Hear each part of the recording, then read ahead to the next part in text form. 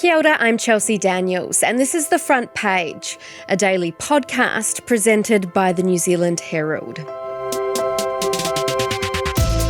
US doctors will soon be advised not to prescribe paracetamol to pregnant women after President Donald Trump claimed an increased autism risk. He cited the unproven link as a major factor in the rise of diagnoses. The call has been criticised worldwide, with ministries of health globally moving to put out the flames. Experts have labelled the rhetoric as quite scary and really damaging. Today on the front page, University of Otago Pediatrics and Child Health Science Officer Joanne Dacombe is with us to dive into how comments like this affect autistics and their families. Let's start with an easy one. Can you tell me what autism is? Essentially, it's a neurodevelopmental condition that impacts on people's ability to have social communication, to have interactions with others, and it also impacts how they live in the world. You know, if they have sensory issues, a lot of autistic people will have a lot to contend with just fitting into the world generally. But essentially, it's considered a communication disorder. And I really hate that word disorder because, it's just a different way of being.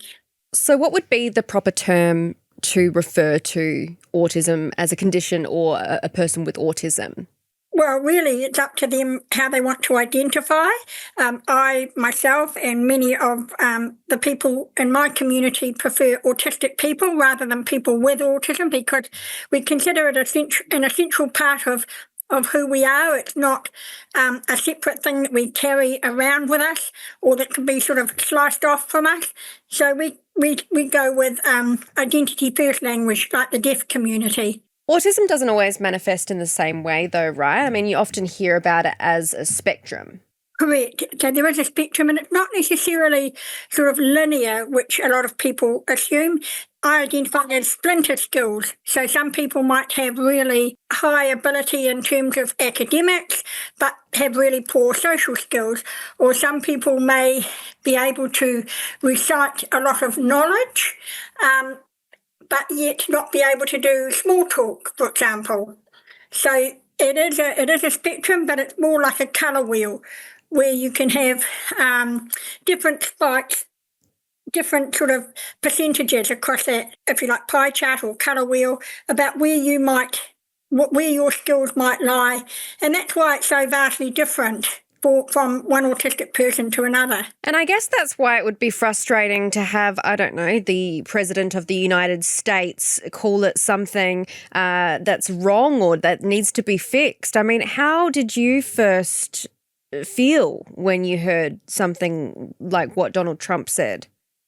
Well, because I am autistic, it's really tiring to have to justify my existence. Trump's announcement was a painful reminder for myself and many other autistics of how autistic people are often shamed and painted as a tragedy or a burden, but really we just simply experience a natural variation of the human condition. And I guess we feel like we have to defend ourselves for the right to exist. And because some parts of the world or some people like Trump think that autism should be eradicated because we're seen as a problem, that we need to be solved through exploring causes and treatments. And basically he would look to eliminate us. Well, and that's the basic fact of the matter is that it's not a disease or an epidemic. It's a way of being. Correct. And we're definitely not a disease and we're not a sickness and we're not an epidemic, and he fails to see that. And I guess because he is looking at only perhaps autistics who have very high and complex needs, but he's ignoring the fact that many of those people would have other co-occurring conditions that are impacting on their autism. Now, there have been many studies over the years trying to prove different things. A lot of them blame mothers and blame medicines and vaccines, etc. But it's true, isn't it, that genetics are a primary cause? Correct.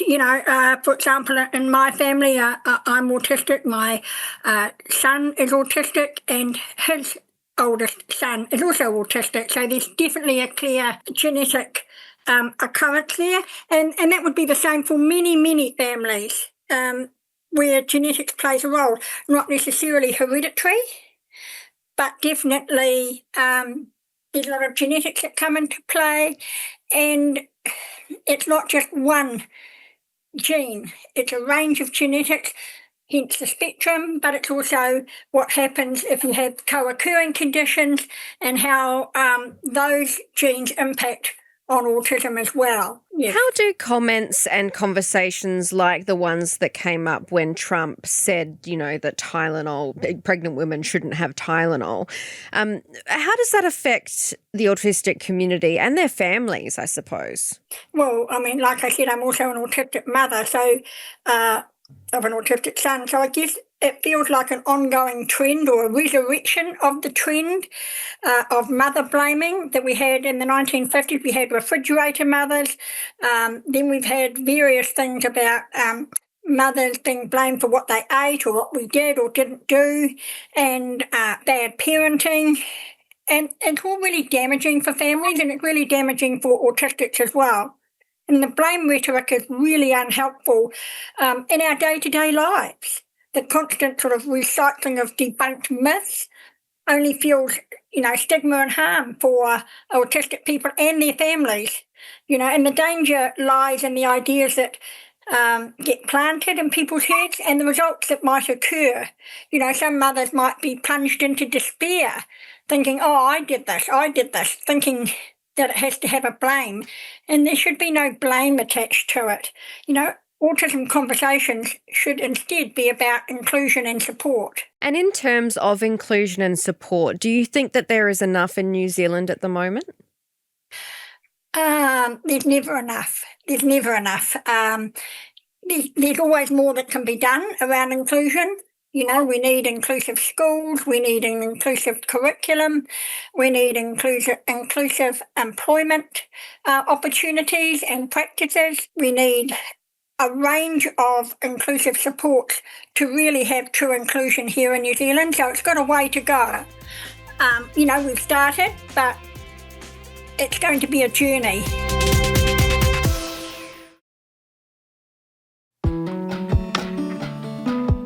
The meteoric rise in autism is among the most alarming public health developments in history. There's never been anything like this.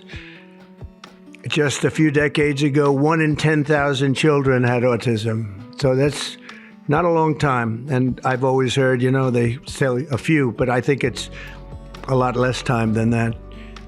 It used to be 1 in 20,000, then 1 in 10,000. And I would say that's probably 18 years ago. And now it's 1 in 31, but in some areas it's much worse than that, if you can believe it, 1 in 31. What's an example of how something has changed and bettered that inclusion? And can you give me an example of perhaps a thing that needs to change? Well, I think about things that have improved. Autism research in New Zealand used to be done to us, not with us, and now we have much more what I would call participatory research, where autistics can actually be involved in research that is about them, and we have partnerships that help facilitate that. We have a new, out of Canterbury University, there's an autism research centre now, where autistics are often leading the research as well. So that's really exciting. So I see that as a really positive step towards inclusion. Things that still can be done, I believe, while some schools have really inclusive leadership and practices, there are other schools that have a long way to go. And I pick on schools only because starting early with inclusion from even preschool sets the tone for how society will learn to accept autistics. And if schools don't, if classrooms won't, if teachers don't, then that's going to be mirrored out in society. So I that's the only reason I pick on schools. But there are likely very many other examples. The justice system, many people who are incarcerated are actually very likely to be autistic or have other neurodiverse conditions. And I guess even visibility and understanding as well is a really important part. I don't know if you've seen these videos on TikTok and social media, but there's this trend that says, what kind of autistic are you? And then it you add to the video and people show off what they're interested in. Flavor autism did you guys get? I got the kind where I took apart all my electronics while watching Lord of the Rings. That is such a great question, Bestie. So I collect bugs, and I also watch Tangled every single day. I also wear the same shoes every day. I've got a variety. I also paint bugs on rocks. I have an obsession with mole crickets. I have a lot of mole crickets. More crickets! I love more crickets. I got the kind where I spent my life savings on shiny rocks. I have the one where I created an entire language, gave it a whole dictionary, grammatical rules, and lore. I find those really enjoyable to watch because, it shows that it's not a problem to be solved. It's actually a really special way of looking and thinking and being in the world. I think that's really exciting. And that's some of the changes that we've seen. We've also seen lots of changes in terms of how we educate people about autism. For example, that you mentioned TikTok videos where autistics are able to articulate for themselves in different ways that suit them, about how they are in the world, how autism impacts on them.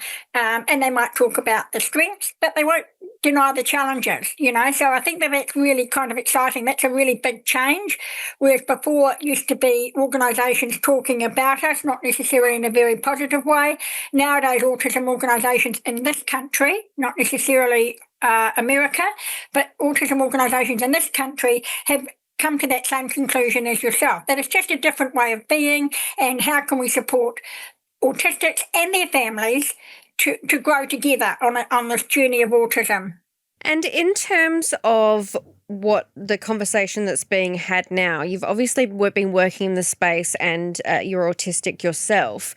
In terms of that cyclical nature of those myths, constantly coming up and then being debunked, coming up again, being debunked. I mean, A, it must get really tiring, but B, over the years, has it gotten any better? I think it's got better in this country, but there'll always be some people that latch on to those ideas and push them. You sometimes see it in some of the social media platforms where there are groups and people come together, and the Kiwis often have a much more positive framing around autism, but some still latch on to the idea that it's all vaccines, even though there have been so many studies that have debunked vaccines cause autism, there are still some, I find particularly probably older people still cling to that idea that it was vaccines that caused their child's autism and therefore, vaccines are to blame, and they latch on to the idea of big pharma and conspiracy theories along that line. But I'm finding that the younger generation do not hold to that. They are very much learning to perhaps even see that autism is not an actual disability. They just see it as a different way of being. I still recognise autism as a disability because it can be disabling. The societal barriers are still there. It can be hard to deal with some of the challenges around social sensory sensitivities. So there are a lot of challenges that still exist. But I'm really pleased with the framing that we have in New Zealand, and I think I'm hoping that we won't be unduly influenced by statements made by Trump and RFK, and that's been really heartening to see. And I see it also coming out of Australia as well, that debunking things that have come from the White House. And just lastly, Joanne, if you wanted to tell somebody something about what it's like being autistic, how would you describe yourself and how would you describe it to someone? What's something that you would want them to know? I guess for me personally, autism results in a lot of masking. I'm always really conscious. I almost feel like sometimes I still have to justify my existence, and I have to prove myself over and over again, even though most of the people around me don't expect that. I still feel like the rest of society is out there looking for me to be to have some sort of superpower. And for me personally, I don't regard autism as a superpower. I see that I have strengths that come with it, but there are also the challenges. And those challenges are very real. Fatigue is very real. Co-occurring conditions that come with autism are very real for me. I've often battled depression, and that's a real challenge in the day-to-day living that I have to do. I think that's where the support from society can really make a difference, where people are accepted for who they are. Thanks for joining us, Joanne. Oh, you're very welcome. That's it for this episode of The Front Page. You can read more about today's stories and extensive news coverage at nzherald.co.nz.